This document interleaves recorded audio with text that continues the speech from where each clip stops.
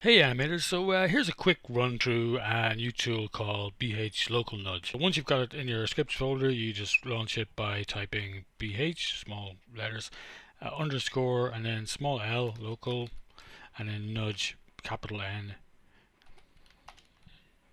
And that's it. And then you'll get this little GUI.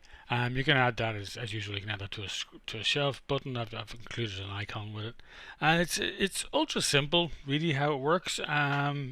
But it's kind of a tool that I'm actually finding really useful since I've made it. The basic premise of it really it was inspired by Maya's built-in pixel nudge tool, which is when you hold Alt and use the arrow keys to nudge the controller around, does it in screen space, which is very handy sometimes for kind of just pushing poses and polishing arcs and that kind of stuff. But I just thought, wouldn't it be cool if you could do that in local space rather than just camera space? Because sometimes you get weird poses with camera space, and sometimes you just want to finesse something in a more, I suppose, structural way where it actually still feels connected to the character rather than just breaking the poses.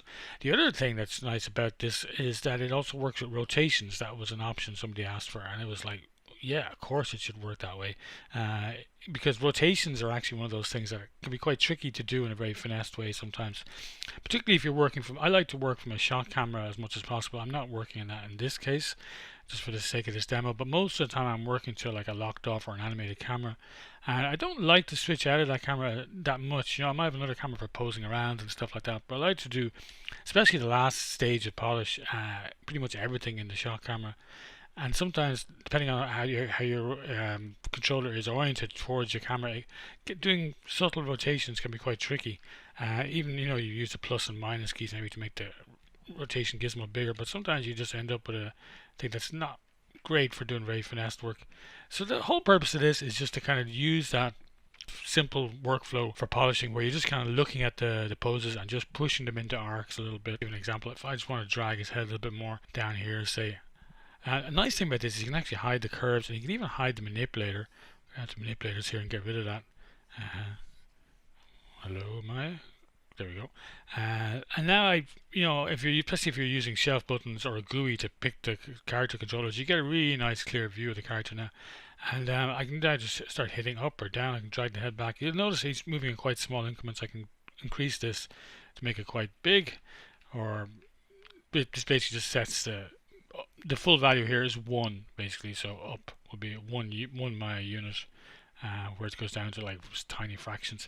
The other thing is I've got hotkeys as well. If you have it set to 1, for example, if I just set this to 0, say, you'll see that, excuse me, that's 1.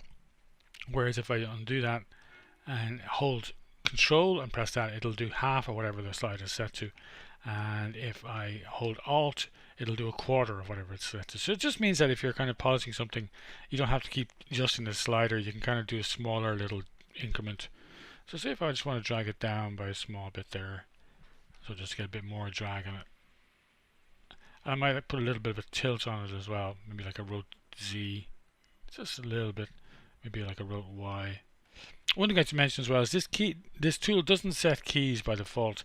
It assumes you're either going to do them manually or you're going to work in auto key, which is the way I tend to work. So it's just manipulating the control, you've got a keyframe then after that to actually lock in that adjusted pose. So there I've added just a little bit of more of a drag. I might do a similar sort of thing on the way down. So that pose, it's kind of hitting a reasonable arc there. But it'd be nice maybe to put another breakdown here, so maybe I'll drag it up. Whoops, that's way too much. Up a little bit, and maybe drag it back in Z, maybe even a little bit in X. Nice thing with this is you can just keep tapping it and kind of just do very subtle moves. Something like that maybe. Kind of liking that. The other thing about it is you can work with multiple controllers at the same time. So just to show you an example, if I show the curves again, I've got a selection here for the ears. This is just all the ears. So if I maybe set a key there, and again I'll just hide the controller so I don't have to look at them, and then maybe just drag them up. I think this is Z in this rig, yeah. Or maybe even a little bit back. Make this a little bit bigger. Yeah, that's nice. And then maybe key there, and then maybe as he starts to come up, then maybe drag them down, and keep them down, maybe key them there, and then maybe have them go up again. copy that post at the beginning, and then again down. So you can, again, this is just stuff you can do with the rotate tool, of course, but I just find it's getting me a lot more finesse. I'll keep that down. Let's try that. That's pretty soft. I'd definitely want to finesse that. But the point of this video isn't to show you how I polish animation. It's really just to show the purpose of the tool, and that's it. Really, it's very, very simple. But I found I've been using it in all sorts of things, just to kind of push poses, to kind of finesse things, and just as a last pass, particularly on a shot like where I'm just trying to push things into arc. I'm just looking at individual controllers and just really finessing their spacing and their arcs. Forward and back actually is really nice as well. That's one thing you can't do as well with the with the pixel move tool, because it's always in screen space. So it's another thing that this tool has over that you can push the head forward or the chest forward or whatever. So I hope that helps. I hope you'll find the tool useful. Cheers.